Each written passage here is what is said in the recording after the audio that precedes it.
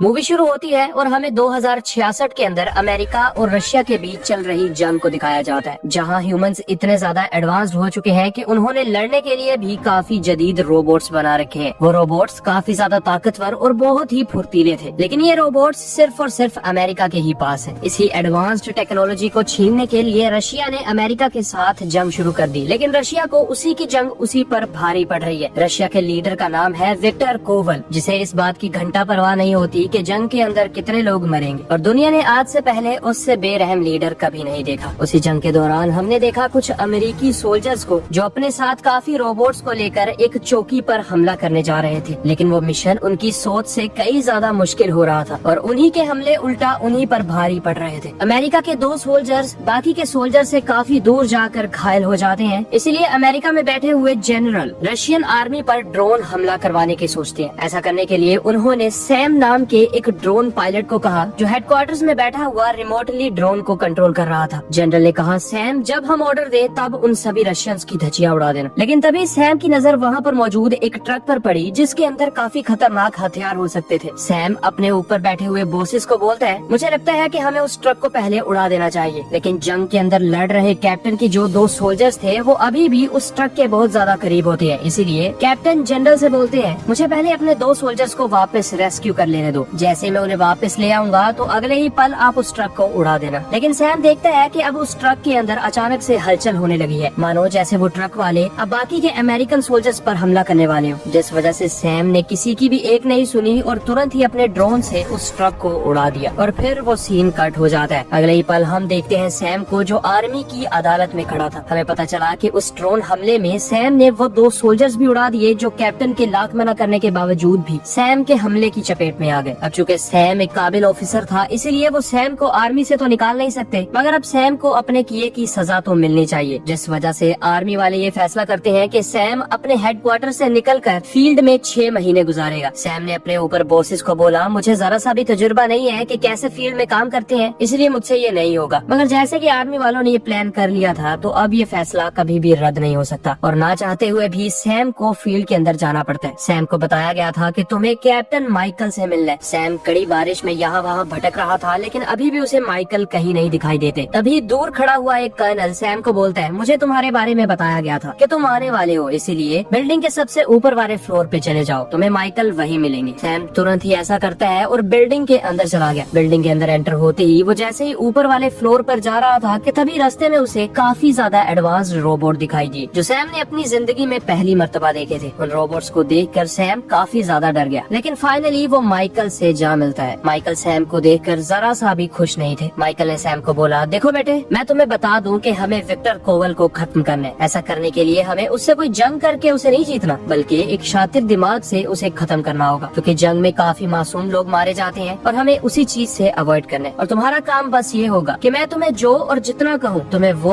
और उतना ही करना होगा, और कोई भी शान पत्ती करने की जरूरत नहीं है। और तैयार हो जाओ, हमें अभी एक मिशन के लिए निकलना है। फिर माइकल ने बातों ही बातों में बताया कि विक्टर कोवल अब एक बहुत ही बड़ी जंग चाहता है। मेरे खबरी ने मुझे खबर दी है कि वो अमेरिका पर एक न्यूक्लियर बॉम्ब गिराएगा और अमेरिका बहुत ही जल्द दुनिया के नक्शे से मिट जाएगा। ये सारी तबाही रोकने के लिए हमें सबसे पहले न्यूक्लियर कोड्स को हासिल करना है, जो किसी और के पास नहीं बल्कि विक्टर के पास ही होंगे। उन कोड्स के बिना विक्टर कोवल के न्यूक्लियर बॉम्ब्स किसी काम के नहीं है। माइकल की बातें सुन के सैम बोलता है, चले आपने जो बताया वो काफी ज्यादा सिंपल तो है, लेकिन इसे करना उतना ही इम्पॉसिबल है, तो बताइए हम इसे करेंगे कैसे? जिसके जवाब में माइकल कहता है, तुम बस देखते जाओ। इसके अगले ही पल माइकल ने सैम के सामने ही अपनी शर्ट उतार दी और हमारे सामने एक बहुत ही बड़े राज का खुलासा होता है। सैम ने देखा कि माइकल कोई आम इंसान नहीं बल्कि एक बहुत ही हाईटेक और एडवांस्ड एंड्रॉइड रोबोट है, जो इंसानों की तरह ही सोच सकता है, इंसानों की तरह ही दिखता है और तो और इंसानों से 10 गुना ज्यादा पावरफुल है। माइकल की हालत देखकर सैम बहुत ज्यादा डर जाता है। सैम ने कहा, हमें तो नहीं बताया गया कि अभी तक अमेरिका ने ऐसे एडवांस्ड रोबोट बना लिए हैं। जिस पर माइकल बोलते हैं, इसीलिए तो मैं तुम्हें बता रहा हूँ, मेरी सच्चाई किसी के सामने नहीं आनी चाहिए। आम जनता तो दूर की बात है, आर्मी के अंदर भी मेरी असलियत किसी को नहीं पता, तो बेहतर होगा कि तुम अपना मुंह बंद ही रखो। इतना कहते ही विक्टर कोवल के लिए सैम और माइकल अपने सामान को पैक करते हैं और निकल जाते हैं। जब माइकल कार के अंदर अपना सामान रखने गया तो कुछ सोल्जर्स ने सैम को पकड़कर एक कंटेनर के साथ लगा लिया और उसे बुरी तरह पीटने लगे। ये वही सोल्जर्स थे जिनके साथी सोल्जर्स को सैम ने अपने ड्रोन हमले से उड़ा दिया था और उनका कैप्टन दूर खड़ा हुआ सैम की पिटाई देख रहा होता है। कैप्टन सैम के पास आया और उसने कहा, तुम जैसे घटिया लोग आर्मी में नहीं होने चाहिए। तुम अपने आप को ही बॉस समझते हो तो अपनी ही आर्मी क्यों नहीं खड़ी कर लेते। लेकिन तभी वहाँ पर कैप्टन माइकल आ गए और दूसरे कैप्टन ने माइकल को देखकर सैम को जाने का ऑर्डर दे दिया। फिर अब काफी बख्तरबंद गाड़ियों के अंदर आर्मी वाले रशिया की ओर निकल जाते। उनका प्लान क्या था वो हमें आगे चल के पता चलेगा। वो जैसे ही एक जंग के इलाके में आते हैं तो हमें दिखाया गया कि यहाँ पर हर एक बिल्डिंग और हर एक मशीन तहस नहस हो चुकी है। लेकिन कुछ ही देर बाद उनकी गाड़ियाँ अचानक से रुक गयी। बाहर निकलने पर उन सबको पता चलता है कि कुछ ही दूर बेचारे रशिया के आम लोग खाने से भरा हुआ ट्रक लूट रहे हैं। सारे अमेरिकी सोल्जर्स जिनके साथ रोबोट्स भी थे वो तुरंत ही नीचे उतरे और उन सबको एक जगह फ्रीज होने का ऑर्डर दे देते। मगर वो लोग भी कुछ कम नहीं थे। उन सबके पास अपने अपने हथियार होते हैं और वो बाकी सभी सोल्जर्स को पीछे मुड़ने का कहते हैं। लेकिन तभी माइकल नीचे उतरते हैं और उन सभी सोल्जर्स को एक जगह पर रुकने का कहकर खुद बाकी रशियंस के पास चले गए। उन्होंने अपनी गन को नीचे रखा और कहा, देखो मैं निहत्था हूँ, मैं तुम सबसे बात करने आया हूँ, इससे ज्यादा मैं और कुछ नहीं चाहता। माइकल ने कहा, हम सब लोग सिर्फ यहाँ से गुजर रहे हैं तो बेहतर यही होगा कि तुम हम पे हमला मत करना। हमारे पास तुमसे 3 गुना ज्यादा हथियार और 3 गुना ज्यादा लोग हैं, इसलिए तुम्हारे जीतने का तो कोई नामो निशान ही पैदा नहीं होता। तुम सब लोग ये ट्रक रख सकते हो, बदले में हम यहाँ से चले जाएंगे। माइकल की बातचीत का उन सब रशियंस पर काफी अच्छा असर होता है और वो सभी रशियंस शांत हो गए। और फिर माइकल आहिस्ता आहिस्ता करके पीछे आ जाता है। माइकल ने सभी को कहा, चलो अब हम चुपचाप यहाँ से चले जाएंगे और अपने मिशन पर फोकस करेंगे। लेकिन तभी आसपास के बिल्डिंग्स पर से अमेरिकन आर्मी पर गोलियां बरसनी शुरू हो गई। वो सभी लोग विक्टर कोवल के आदमी थे। उनके पास काफी बड़ी बड़ी गन्स, रॉकेट लॉन्चर और हैंड ग्रेनेड्स होते हैं, जिनकी वजह से आर्मी वाले उनका सामना नहीं कर पाते। और ना चाहते हुए भी माइकल और सैम उन सभी आर्मी वालों को मरने के लिए छोड़कर खुद भाग जाते हैं। चलते चलते उन्हें शाम हो गई और अब वो एक जंगल में थे। सैम ने कहा, माइकल अब तो तुम मुझे बता सकते हो कि हमारा मिशन क्या है। लेकिन माइकल कहता है, हमें आगे चल के बहुत बड़े बड़े काम करने हैं। अगर मैं हमारे मिशन के बारे में तुम्हें सब कुछ अभी बता दूं तो हो सकता है तुम यहाँ से आगे जाने के लिए एक कदम भी ना उठाओ। तो प्लीज चुपचाप मेरे साथ चलते जाओ। वो 2 घंटे लगातार चलने के बाद एक रेफ्यूजी कैंप तक पहुँच गए। ये रेफ्यूजी कैंप सिर्फ और सिर्फ रशियंस के लिए था। कैंप के बाहर सोल्जर्स खड़े थे और इस कैंप की लीडर एक लड़की होती है जिसका नाम वैलेंटीना है। वैलेंटीना विक्टर कोवल को पसंद नहीं करती और ये सब लोग चाहते हैं कि विक्टर कोवल मारा जाए और इसीलिए अब वो विक्टर कोवल के ना चाहते हुए भी अमेरिका के साथ खड़े हैं। सैम और माइकल जैसे ही कैंप के अंदर आए तो उन्हें वहाँ पर वैलेंटीना तो नहीं मिली, लेकिन वहाँ पर मौजूद एक हॉस्पिटल में माइकल और सैम को कहा गया कि आप यहीं वेट करो, वैलेंटीना कुछ देर तक आती ही होंगी। जब वो दोनों जरा सा आराम से बैठे ही थे कि तभी वहाँ पर विक्टर कोवल का एक स्नाइपर आ गया। उसने माइकल को मारने की कोशिश की, लेकिन गलती से उसका निशाना चूक जाता है और माइकल को उसकी लोकेशन का पता चल जाता है। अब चूँकि माइकल इतना ज्यादा ट्रेंड एंड्रॉइड रोबोट था, इसीलिए वो एक ही शॉट के अंदर विक्टर कोवल के आदमी को ढेर कर देता है। माइकल सैम को लेकर तुरंत ही विक्टर कोवल के आदमी के पास आया और उसे पूछने लगा कि विक्टर कोवल की लोकेशन क्या है। लेकिन काफी ज्यादा टॉर्चर करने के बावजूद भी वो आदमी विक्टर कोवल की लोकेशन के बारे में जरा सा भी नहीं पता था। इसलिए माइकल उसे मरने के लिए वहीं पर छोड़ आया और सैम को अपने साथ एक ट्रक में बिठाकर खुद ही वैलेंटीना के अड्डे पर जाने लगते हैं। रास्ते में माइकल ने सैम से कहा, मुझे पता है कि तुम्हारे दिमाग में यही सब कुछ चल रहा होगा कि आखिर विक्टर कोवल को कैसे पता चल जाता है कि हम कब और किस जगह पर हैं। वो इसीलिए जैसे विक्टर कोवल की टोलियों में गद्दार है, इसी तरह हमारी टोलियों में भी काफी ज्यादा गद्दार है। लेकिन इस बात के बारे में मुझे भी नहीं पता कि हम दोनों तो सबसे अलग होकर इस बेस पर आए थे, तो विक्टर कोवल को कैसे पता कि हम यहाँ पर आ चुके हैं। लेकिन हमें से क्या, हमने तो स्नाइपर को मार डाला ना। उनकी बातचीत के दौरान ही वो अपनी मंजिल पर पहुँच गए। बेस के बाहर काफी ज्यादा सिक्योरिटी होती है और उन्हें बिना चेकअप किए ही अंदर ले जाया गया। कुछ ही देर बाद उनकी मुलाकात वैलेंटीना से हुई। वैलेंटीना माइकल को पहले से जानती थी। दरअसल माइकल जिन खबरियों की बात कर रहा है वो खबरी वैलेंटीना के अपने ही लोग हैं जो विक्टर कोवल के साथ काम करते हैं और वो सारी खबर वैलेंटीना और माइकल को भी देते हैं। वैलेंटीना ने माइकल और सैम को अपने साथ चलने का कहा, जहाँ पर वो उन दोनों को बताती है कि विक्टर कोवल आज से 4 दिनों बाद अमेरिका पर परमाणु बम गिराने वाले हैं, तो हमें जल्दी से जल्दी परमाणु बम के न्यूक्लियर कोड्स को चुराना होगा। और वो कोड्स विक्टर कोवल के राइट हैंड के पास है जिसका नाम है इवान। अब इवान तक कैसे पहुँचा जाए ये हमें रसल नाम का एक आदमी बताएगा। इसके तुरंत बाद ही वो तीनों रसल के लिए निकल जाते हैं। वो जैसे ही रसल के अड्डे पर पहुँचे तो वैलेंटीना उन दोनों को एक आदमी के पास ले जाकर माइकल की तरफ इशारा करती है। माइकल ने अगले ही पल उस आदमी को धूल चटा दी और वो तुरंत ही रसल के पास भी पहुंच जाता है। माइकल अपनी शानदार फाइटिंग स्किल्स के साथ रसल के सभी आदमियों को जान से मार डालता है, लेकिन रसल वहाँ से भागने में कामयाब हो गया। इस बात का अंदाजा माइकल को भी था, इसलिए माइकल अपनी काफी फुर्ती के साथ रसल पर टूट पड़ा और रसल से पूछा कि बताओ इवान के पास जो न्यूक्लियर कोड्स हैं वो हमें कैसे हासिल होंगे। रसल ने कहा, वो एक येलो कलर के बॉक्स में है और मेरी जान बख्श दो, मैं तुम्हें इवान की लोकेशन बता दूंगा। माइकल के पूछने से पहले ही वो इवान की लोकेशन के बारे में बता बता देता है, जिस वजह से वैलेंटीना ने उसके सर में गोली मारकर उसे जान से मार डाला। फिर वैलेंटीना उन दोनों को वहीं पर छोड़कर अपने बेस की ओर निकल गई, क्योंकि अब आगे का काम माइकल और सैम अकेले ही करने वाले। जब वो दोनों गाड़ी में बैठकर इवान की लोकेशन की ओर जा रहे थे, तभी सैम माइकल से कहता है, मुझे लगता है कि हमें रसल ने गलत लोकेशन बताई है। बताओ इतने ज्यादा इम्पोर्टेंट कोड्स कोई अपने राइट हैंड को कैसे दे सकता है? मुझे तो ये सारी चाल लगती है, इसलिए हमें फिर से कंफर्मेशन ले लेनी चाहिए। मगर माइकल को रसल की बताई हुई लोकेशन पर पूरा यकीन था, मानो जैसे उसे कुछ ऐसा पता है जो सैम नहीं जानता। कुछ ही देर बाद माइकल ने एक जगह पर गाड़ी रोकी और सैम को अपना चाकू देकर कहा, मेरी पीठ पे एक ट्रैकर लगा हुआ है, जिसकी मदद से अमेरिकन आर्मी मुझे ट्रैक करती है। मगर बदकिस्मती से रशिया वाले भी इस ट्रैकर को जान चुके हैं। मैं जैसे ही उनके रेडार में जाऊंगा तो पकड़ा जाऊंगा, इसीलिए तुम्हें ये ट्रैकर निकालना होगा। अब सैम ना चाहते हुए भी उस चाकू की मदद से माइकल की पीठ पर एक बहुत बड़ा कट लगाता है और काफी डरते हुए माइकल के ट्रैकर को बाहर निकाल लेता है। फिर माइकल ने सैम को एक बैंडेज दी। जब सैम ने वो बैंडेज माइकल की पीठ पर लगाई तो तुरंत ही माइकल की पीठ पहले जैसी हो जाती है और फिर वो दोनों तैयार होकर इवान के अड्डे पर पहुंच जाते हैं। वो अभी इवान के अड्डे के अंदर एंटर ही हुए थे कि इवान के लोग पहले से ही उन दोनों पर अटैक करने के लिए रेडी होते हैं। अपने ऊपर चारों तरफ से गोलियां चलती देख सैम बहुत ही ज्यादा सहम गया और एक पिलर का कवर लेकर वो दुम दबा कर बैठ जाता है। लेकिन माइकल जो काफी ज्यादा ट्रेन था, वो एक एक करके सभी सोल्जर्स को जान से मारने लगा और माइकल ने देखते ही देखते सभी रशियंस की धज्जियां उड़ा दी। लेकिन कहानी में ट्विस्ट तब आया जब एक रशिया का काफी मजबूत रोबोट हाथ धोकर माइकल के पीछे पड़ जाता है। अमेरिका को अब तक यही लगता था कि रशिया वाले उन जैसा रोबोट नहीं बना सकते, इसलिए माइकल पहले तो उस रोबोट को देखकर काफी हैरान होता है। लेकिन अगले ही पल माइकल भागता हुआ रोबोट को ऊपर ले आया और उसे अपने जाल में फंसाकर एक ग्रेनेड की मदद से उसके चीथड़े उड़ा देता है। यहाँ हम देखते हैं सैम को, जिसने देखा कि उस बिल्डिंग के अंदर आम शहरी भी मौजूद है और फिर आहिस्ता आहिस्ता करके उन सभी शहरियों को बाहर निकालकर एक सेफ जगह पर ले जाने का जिम्मा उठा लेता है। सैम जैसे ही बिल्डिंग से बाहर आता है तो उसने अपनी दोनों तरफ अमेरिकन आर्मी के रोबोट्स को देखा, जिससे ये बात साफ जाहिर हो जाती है कि यहाँ पर और भी ज्यादा सोल्जर्स आने वाले हैं। सैम को जिस बात का डर था वो बिल्कुल सही साबित होता है, क्योंकि अगले ही पल बिल्डिंग में से बहुत ज्यादा रशियन सोल्जर्स, जिन्होंने आम शहरियों को बंदी बना रखा था और उनके पास अमेरिकन आर्मी से भी ज्यादा जदीद रोबोट्स थे, वो बाहर आते हैं। लेकिन माइकल अभी भी अंदर ही था। सैम को तुरंत ही पता चल गया कि अमेरिका वाले यहाँ पर बॉम्ब ब्लास्ट करने वाले हैं, क्योंकि सैम ने वहाँ पर एक भी अमेरिकन सोल्जर को नहीं देखा। सारे के सारे रोबोट्स थे, जिसके पीछे अमेरिकन आर्मी का सिर्फ एक ही मकसद था कि अगर सिचुएशन आउट ऑफ कंट्रोल हो तो वहाँ पर एक बॉम्ब गिरा दो। यहाँ हम देखते हैं माइकल को, जिसने फाइनली इवान को ढूंढ लिया, लेकिन इवान अपने साथ वो न्यूक्लियर कोड्स को लेकर ऊपर भागने लगता है। इधर सैम के लाख मना करने के बावजूद भी अमेरिकन रोबोट्स ने रशियन सोल्जर्स पर अटैक कर दिया और उनको जान से मारने लगे। जिस मौके का फायदा उठाकर जैसे ही कुछ होस्टेजेस ने वहाँ से भागने की कोशिश की तो एक रशियन सोल्जर्स ने उन दोनों को गोलियों से छलनी कर दिया। अब रशियन सोल्जर्स को अमेरिकी रोबोट्स चारों तरफ से घेर लेते हैं और आहिस्ता आहिस्ता करके उनके पास आने लगे। यहाँ सैम ने बाकी के बचे हुए होस्टेजेस को एक दूसरी बिल्डिंग में लाया और उनको सही सलामत यहाँ से आजाद कर दिया। लेकिन तभी एक सैटेलाइट फोन से वो अपने बॉस को कॉल लगाता है और उनको कहता है, देखिए यहाँ पे सिचुएशन बिल्कुल भी आउट ऑफ कंट्रोल नहीं है। हमारे रोबोट्स जल्द ही रशियन रोबोट्स और रशियन सोल्जर्स को खत्म कर देंगे, इसलिए ड्रोन के हमले की कोई जरूरत नहीं। लेकिन ड्रोन का हमला करवाना है या नहीं ये पहले ही तय हो चुका है। और वो सैम को बोलते हैं कि माइकल को वहीं पर छोड़ो और चुपचाप अपनी जान बचाकर उस एरिया से दूर चले जाओ। यहाँ हम देखते हैं माइकल को, जो इवान का पीछा करते करते ऊपर रूफ टॉप तक पहुँच जाता है। उसने इवान की टांग पर गोली मारी, जिस वजह से इवान और ज्यादा भाग नहीं पाया। माइकल तुरंत ही वहाँ पर पहुँच गया और पलक झपकते ही इवान को छत से नीचे फेंक देता है। यहाँ हमने देखा कि जनरल के लाख मना करने के बावजूद भी सैम उस जोन से दूर नहीं गया और फिर ड्रोन हमले की वजह से सैम बहुत ज्यादा जख्मी हो जाता है। मगर तुरंत ही सीन कट हुआ और हम देखते हैं सैम को, जो माइकल के साथ एक गाड़ी में बैठा था। सैम ने पूछा, वो कोड्स तुम्हें मिल गए क्या? जिस पर माइकल ने कहा, वो कोड्स तो मुझे मिल चुके हैं, इसलिए डरने की कोई बात नहीं। तभी सैम माइकल को बोलता है, चलो अब ये कोड्स हम अमेरिका को दे देते हैं। लेकिन सैम की ये बात सुनकर माइकल बिल्कुल चुप था। माइकल का ये बर्ताव देखकर सैम को माइकल पर जरा सा शक होता है। सैम ने कहा, जल्दी से जल्दी हमें अमेरिका तक पहुँचना है ताकि ये कोड्स विक्टर कोवल के हाथ न लगे। लेकिन तुरंत ही माइकल ने सैम की कनपट्टी पर अपनी गन रखी और सैम के सर पे वार करके उसे एक जगह पर बेहोशी छोड़ दिया। जब सैम की आंख खुली तो वैलेंटीना के लोग उसे उठाकर वैलेंटीना के पास ले जाते हैं। यहाँ हमने देखा माइकल को, जो फाइनली विक्टर कोवल की बेस पर पहुँच गया था। माइकल पहले से ही विक्टर कोवल का आदमी है, लेकिन ये बात अमेरिका को नहीं पता थी। अमेरिका को ये लगता था कि अमेरिका ही एंड्रॉइड रोबोट्स या जंगी रोबोट्स बनाने में सबसे आगे है, लेकिन सच तो ये था कि रशिया का ही वो रोबोट था जिसका नाम माइकल है और वो रोबोट अमेरिका ने नहीं बनाया, बल्कि रशिया ने जानबूझकर उसे अमेरिका के पास फेंक दिया था। अमेरिका ने तो बस उसे जरा सा एडवांस्ड किया। यहाँ हमने देखा वैलेंटीना को, जो सैम को बताती है, बताओ तूने माइकल से गद्दारी क्यों की। सैम कहता है गद्दारी मैंने नहीं बल्कि गद्दार वो है, उसने मुझे मार कर एक जगह फेंक दिया और अब वो कोट्स लेकर विक्टर कोवल के पास जा रहा होगा, लेकिन उसका क्या मकसद है ये हमें नहीं पता। वैलेंटीना कहती है नहीं, वो हमारे पास आएगा क्योंकि हमारी यही डील हुई थी। मगर सच तो ये है कि वो अब विक्टर कोवल के पास है। विक्टर कोवल को ये सब कुछ पता चल जाता है कि रसल और इवान को माइकल ने ही मारा है, इसीलिए वो माइकल के पास आया और उसे कहने लगा तुम मेरे ही प्रोडक्ट हो, लेकिन जब हमने तुम्हें कूड़े के ढेर में अमेरिका छोड़ा था तब तो तुम इस तरह के नहीं थे। माइकल कहता है हाँ, अमेरिका वालों ने मुझे सोचने का हक दिया, अमेरिका ने मेरे माइंड को और भी ज्यादा एडवांस बना दिया और देखो अब मैं तुमसे भी ज्यादा ताकतवर हूँ। यहाँ हम देखते हैं वैलेंटीना को, जिसे अब सैम और माइकल दोनों पर गुस्सा आ रहा था क्योंकि उसने माइकल पर अंधा यकीन किया। सैम कहता है प्लीज मुझे जाने दो ताकि मैं माइकल को रोकने के लिए अमेरिका को ये सब कुछ बता सकूं। वैलेंटीना कहती है चलो एक टिप देती हूँ, जिस जगह पर न्यूक्लियर बॉम्ब्स पड़े हुए हैं ना, उस जगह की लोकेशन मैं अमेरिका को बता चुकी हूँ, लेकिन अमेरिका वाले मेरी बात नहीं मान रहे, तो बेहतर यही होगा कि तुम चुपचाप उस लोकेशन पर जाओ और जिस जगह पर न्यूक्लियर कोड्स को डाला जाएगा वो जगह ही तोड़ दो, यानी वो कंप्यूटर को ही उड़ा मारो, जिससे वो न्यूक्लियर कोड्स को डालने के लिए कोई जगह ही नहीं बचेगी। अगर न्यूक्लियर कोड्स नहीं जाएंगे तो न्यूक्लियर बॉम्ब भी एक्टिवेट नहीं होगा, जिस पर अब सैम ना चाहते हुए भी उस जगह पर जाने को मान गया। लेकिन सैम वैलेंटीना को बोलता है मुझे फील्ड में यानी कि एज अ सोल्जर जरा सा भी एक्सपीरियंस नहीं है, तो मेरे साथ कम से कम कोई ट्रेंड सोल्जर तो भेज ही सकती हूँ। लेकिन वैलेंटीना ने कहा मैं जो कुछ भी कर सकती थी कर चुकी हूँ, इससे ज्यादा मुझ में हिम्मत नहीं है। यहाँ हम देखते हैं विक्टर कोवल और माइकल को, जिनकी आपस में बातचीत चल रही थी और माइकल ने बातों ही बातों में बताया अगर मैं तुमसे ज्यादा एडवांस्ड और मजबूत हूँ तो बताओ मैं तुम्हारे लिए काम क्यों करूँ। मैं तो यहाँ तुम्हें मारने के लिए आया हूँ, तुम्हें मारने के बाद रशिया मेरा होगा और तुम्हें मारने के बाद पहला काम ये करूंगा कि अमेरिका पर न्यूक्लियर बॉम्ब लॉन्च कर दूंगा, अमेरिका का नामो निशान खत्म हो जाएगा और फिर दुनिया पे मेरी यानी रशिया की हुकूमत होगी। इतना कहकर विक्टर कोवल की ही गन से माइकल ने वहाँ पर मौजूद सभी सोल्जर्स को जान से मार डाला। बाहर खड़े हुए सोल्जर्स भी अंदर आए, लेकिन एक एक करके माइकल ने उनको भी खत्म कर दिया। मगर विक्टर कोवल अभी भी जिंदा होता है और उसने जैसे ही माइकल पर गन फायर किए तो माइकल ने पास ही पड़े हुए झंडे को विक्टर कोवल की छाती में दे मारा और इस तरह विक्टर कोवल की कहानी खत्म हुई। यहाँ हम देखते हैं सैम को, जो एक कार की मदद से ठीक उसी लोकेशन पर आता है जिस लोकेशन के बारे में वैलेंटीना ने सैम को बताया था। इस लोकेशन पर न्यूक्लियर बॉम्ब्स हैं, इसलिए सैम को सावधानी बरतनी होगी। सैम जैसे ही उस लोकेशन के अंदर आया तो उसे यहाँ वहाँ काफी ज्यादा डेड बॉडीज देखने को मिली, जो सिर्फ एक ही बात की तरफ इशारा कर रही थी, वो ये कि यहाँ पर माइकल पहले से ही मौजूद है। सिर्फ यही एक बुरी खबर नहीं थी, बल्कि माइकल ने पहले से ही न्यूक्लियर कोड्स को कंप्यूटर के अंदर डाल दिया और अब वो 5 मिनट के टाइमर के बाद सभी न्यूक्लियर बॉम्ब्स को एक्टिवेट कर देता है और लोकेशन अमेरिका सेट कर देता है। लेकिन तभी वहाँ पर पीछे से सैम आया, जो माइकल को ये सब कुछ रोकने का बोलता है, मगर माइकल पर तो खून सवार था, इसीलिए उसने सैम की एक नहीं सुनी और सैम को मजबूरन ना चाहते हुए भी माइकल को गोलियों से छलनी करना पड़ा। माइकल जब अपनी आखिरी सांसें गिन रहा था तब भी उसने सैम की एक न सुनते हुए बॉम्ब को नहीं रोका। उल्टा वो सैम को बोलता है तुम ये बताओ अब तुम अमेरिका को चढ़ते सूरज के साथ नहीं देखोगे, अमेरिका का नामो निशान खत्म हो जाएगा और इतने सालों से जो अमेरिका गुरूर करते हैं ना वो मिट्टी में मिलने वाले। लेकिन तभी सैम कहता है कि मैं यहाँ आने से पहले अपने प्लान के बारे में अमेरिकन आर्मी को बता के आया था। ये सुनते ही माइकल काफी ज्यादा परेशान हो गया क्योंकि सैम ने अपने बॉस को कहा आप तुरंत यहाँ पे ड्रोन अटैक कर दीजिए, अभी भी न्यूक्लियर बॉम्ब लॉन्च होने में 1.5 मिनट बाकी है, उतने में मैं यहाँ से भाग जाऊंगा। बस इतना ही था कि सैम वहाँ से अपनी पूरी जी जान लगाकर भागना शुरू कर देता है और यहाँ हमने देखा एक ड्रोन को जिसने वक्त रहते उस बेस पर अटैक किया और उसी न्यूक्लियर बॉम्ब के साथ साथ माइकल भी मारा जाता है, मगर वक्त रहते सैम वहाँ से बाहर निकल जाता है और इसी तरह उसने पूरे अमेरिका को अकेले ही बचा लिया। थैंक्स फॉर योर टाइम दोस्तों।